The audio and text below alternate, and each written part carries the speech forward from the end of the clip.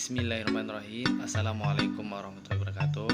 Salam sejahtera untuk kita semua. Semoga kita semua berada dalam keadaan sehat. Baiklah, kami dari kelompok 4 akan mempresentasikan hasil diskusi kami yaitu mengenai teori sampling. Sebelum saya dan teman saya melanjutkan menjelaskan teori kami, izinkan saya terlebih dahulu memperkenalkan anggota kelompok saya. Ini yang pertama Asjala Renata sendiri, yang kedua ada Devira Wahyuni, yang ketiga ada Lilis Diana, yang keempat ada Ramwana Saburidia, dan yang terakhir ada Sri Devi Amtafin. Dan selanjutnya akan dijelas oleh anggota dari kelompok saya. Baiklah, saya Ramona akan menjelaskan tentang sampling.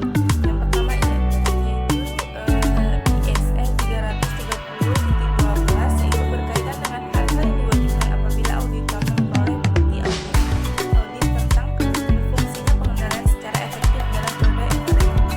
Lalu ISA 330.13, yaitu berkaitan dengan hal-hal wajib pertimbangan auditor dalam menentukan ketepatan penggunaan bukti audit tetap berfungsinya pengendalian secara efektif. Lalu ISA 330.14, yaitu berkaitan dengan kewajiban auditor dalam menentukan apakah bukti yang diperoleh masih relevan sampai sekarang dan apakah ada perubahan yang signifikan dalam pengendalian pada periode sesudah audit yang lalu.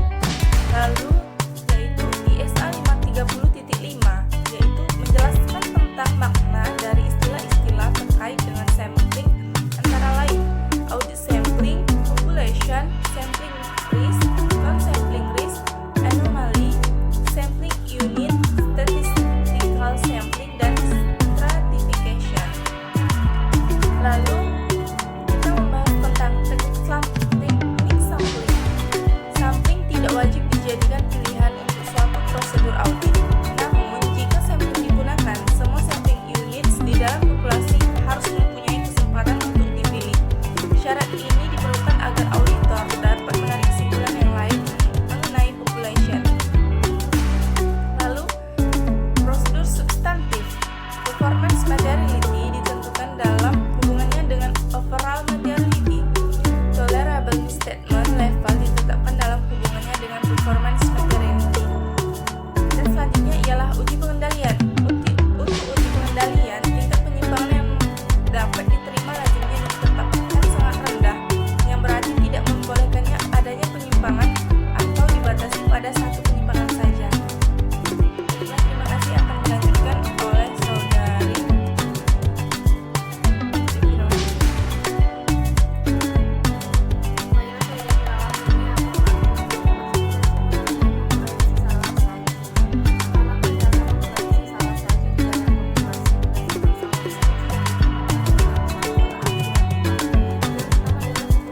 dalam setiap item. Yang kedua, jumlahkan semua salah saji dan hitung dampak netonya. Yang ketiga, hitung persentase rata-rata salah saji dengan membagi persentase seluruh salah saji dengan jumlah seluruh item yang dijadikan sampel. Yang keempat, kalikan persentase rata-rata salah saji dengan nilai moneter seluruh populasi. Selanjutnya adalah luasnya prosedur analitik substansi. Prosedur analitik substansi merupakan pengujian utama dalam uji saldo akhir, akan juga dikombinasikan dengan uji lainnya. Dalam merancang prosedur analitik substansi, auditor itu ada tiga. Yang pertama, menemukan selisih antara angka yang dicatat dan angka ekspektasi. Yang kedua, memperhitungkan kemungkinan bahwa gabungan saji dalam saldo akun dan transaksi. Yang ketiga, meningkatkan tingkat murah resiko yang diinginkan. Selanjutnya adalah uji pengendalian. Prosedur uji pengendalian terdiri atas 7 prosedur yang berikut. Yang pertama, bertanya pada pegawai yang tepat. Tapi ingat, inquiry saja tidak cukup untuk menguji pengendalian. Yang kedua, inspeksi atas dokumentasi yang relevan. Yang ketiga, pengamatan atas operasi entitas. Yang keempat, pengulangan aplikasi penindakan. Selanjutnya yaitu luasnya prosedur substantif. Makin besar risiko salah saji material, maka luas prosedur substantif yang diperlukan. Luasnya prosedur substantif dapat dikurangi dengan menguji berfungsinya pengendalian internal, menentukan sample size dengan MUS atau Monetary Unit Sampling adalah metode yang paling umum digunakan oleh para auditor. Dengan metode ini, probabilitas terpilihnya suatu item adalah proporsional dengan nilai moneter itu. Memilih sampel. Langkah-langkah dalam memilih sampel: yang pertama, keluarkan item bernilai tinggi dari populasi. 2. Hitung sampling interval. Yang ketiga, pilih titik awal secara acak. Sampling interval yang dimaksud adalah jarak atau interval antara suatu sampel dengan sampel berikutnya. Untuk menghitung sampling interval, auditor menggunakan konsep-konsep performance, material, tolerable, measurement, dan confidence factor yang dibahas di atas dan atau di bab lain. Sampling interval dihitung dengan rumus berikut, yaitu sampling interval sama dengan performance material dibagi confidence factor. Yang berikutnya itu sample size adalah banyaknya sampel dalam suatu populasi. Definisi populasi di sini ialah populasi yang akan diuji. Dalam pembahasan mengenai langkah-langkah dalam memilih sampel, sudah dijelaskan bahwa right value item dikeluarkan dalam populasi. Jadi populasi yang akan diuji adalah populasi semula dikurangi high value item. Sample size dihitung dengan rumus sample size sama dengan population to be tested dibagi sampling interval. Selanjutnya saya akan menjelaskan tentang pengendalian pervatif atau tingkat entitas, yang mana pengujian pengendalian pervatif pada tingkat entitas cenderung lebih subjektif, seperti menguji komitmen terhadap kompetensi atau memahami kebijakan entitas mengenai perilaku yang diterima. Selanjutnya, atribut sampling.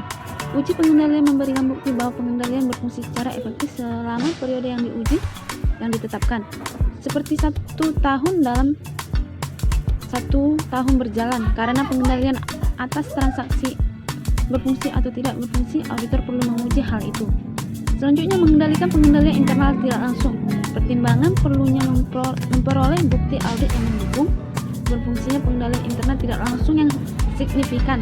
Pengendalian internal tidak langsung adalah pengendalian atas nama pengendalian lain tergantung. Selanjutnya, menentukan simple, yang mana rumusnya simple size sama dengan confidence factor bagi toleransi confidence rate. Adapun langkah-langkah memilih sampel. Langkah-langkah 1. Tentukan tujuan dari prosedur pengujian dan bukti yang akan dihasilkan. 2. Pilih populasi yang tepat untuk mencapai tujuan pengujian. 3. Tentukan sampel size terkecil untuk tingkat penurunan risiko yang diperlukan. 4. Gunakan random number generation, misalnya dengan program Excel atau cara lain untuk memilih sampel yang akan diuji. Selanjutnya, mengevaluasi penyimpanan.